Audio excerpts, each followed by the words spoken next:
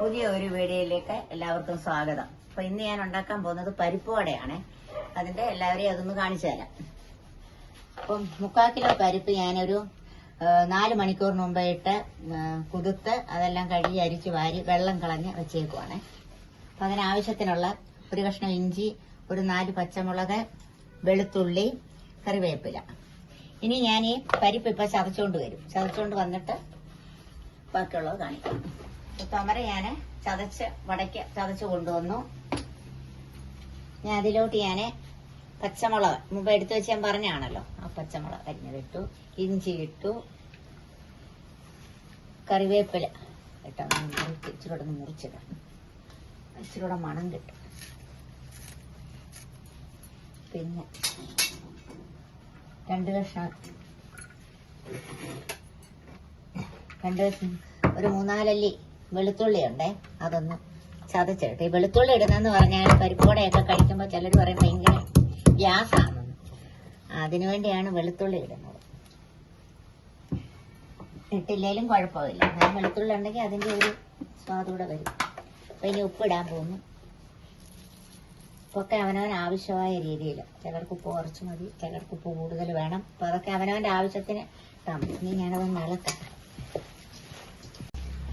നല്ലപോലെ ഇളക്കിയ ഇഞ്ചി മുളകും അതെല്ലാം ഉപ്പുമെല്ലാം ഈ പരിപ്പേ നല്ലപോലെ ആവും. എങ്കിൽ വട ഇടുമ്പോൾ അവിടെ ഇവിടെയൊക്കെ ഉപ്പ് കടിക്കും.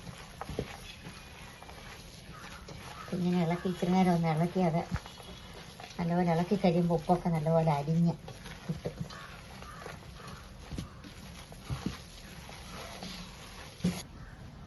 എല്ലാം ഇളക്കി റെഡിയാക്കി ഒന്നിച്ചു വെച്ചു. ഇനി ഞാൻ പാൻ അടപ്പ വയ്ക്കാൻ പോകുന്നു. ഗ്യാസ് കത്തിക്കുന്നു, എടുത്ത് വെച്ചു. ഞാൻ അതിലോട്ട് വെളിച്ചെണ്ണ ഒഴിക്കാൻ പോവാണേ. വെളിച്ചെണ്ണ ഒഴിക്കുവാണേ. പരിപ്പോടേക്ക് ആവശ്യത്തിനുള്ള വെളിച്ചെണ്ണ ഒഴിച്ചു. വെളിച്ചെണ്ണയിലാണ് ഉണ്ടാക്കുന്നത്. വെളിച്ചെണ്ണ ഒഴിച്ചു. ഇനി അത് നല്ലതുപോലെ വെളിച്ചെണ്ണ തിളയ്ക്കണം. അത് തിളച്ചു കഴിഞ്ഞതിന് ശേഷമേ പരിപ്പോട ഇടാവൂ, എങ്കിലേ നല്ല രീതിയിൽ പരിപ്പോട കിട്ടത്തുള്ളൂ. അപ്പം വട ഇടാൻ എണ്ണ നല്ലപോലെ ചൂടായി. ഞാൻ പരിപ്പോട ഇടുവാണ്. ഉരുട്ടി ഒത്തിരി അങ്ങ് വലുതാക്കണ്ട.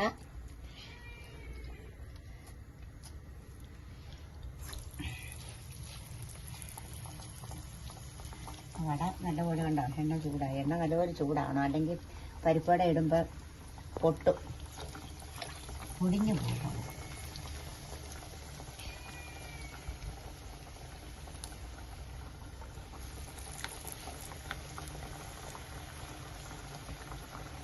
പരിപ്പോടയൊക്കെ ഉണ്ടാക്കാൻ പെട്ടെന്ന് ഒക്കും.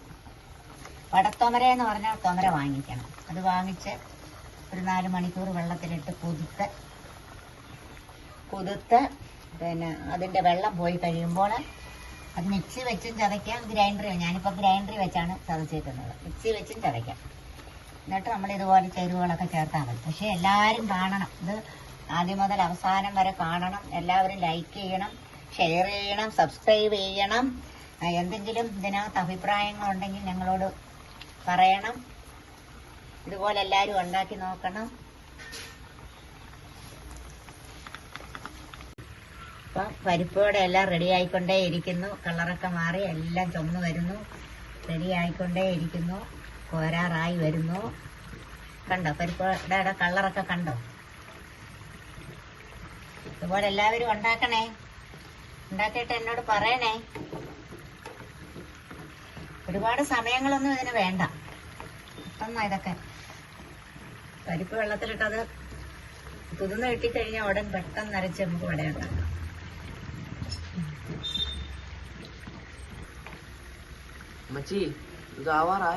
ആയി മോനെ ഇപ്പൊ പോരും. നിനക്ക് പരിപ്പോട ഇഷ്ടമാ അല്ലയോ? പരിപാടൊക്കെ നമുക്ക് ഇഷ്ടമല്ലേ? ആർക്കാ? മലയാളികൾക്കെല്ലാം പരിപ്പാട ഉഴുന്നോടെയൊക്കെ ഭയങ്കര ഇഷ്ടമായിരിക്കും. ആയിക്കോട്ടെ, ഇപ്പൊ റെഡിയാവും. പിന്നെ നമ്മുടെ പെയിന്റ് അടിക്കാൻ വന്ന അങ്കിളും കൊടുക്കണ്ടേ? അങ്കിളിന്ന് ഒരാളെ ഉള്ളൂ. നമ്മുടെ പണി തീർന്നല്ലോ, വീട്ടിലെ പണി തീർന്നല്ലോ.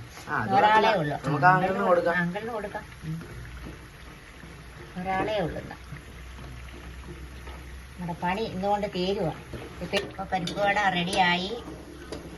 ഞാൻ കോരുവാണേ. കണ്ടോ പരിപ്പടയുടെ കളറൊക്കെ കണ്ടല്ലോ. കോരി ഇതിലോട്ട് എണ്ണ പോകാൻ പാത്രത്തിലോട്ട് ഞാൻ കോരി ഇടുവാണേ.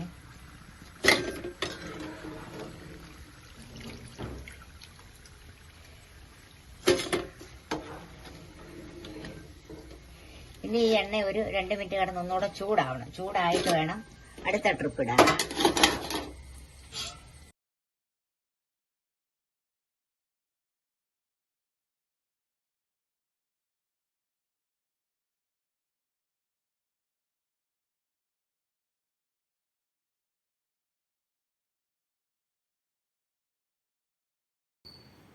വട റെഡിയായി.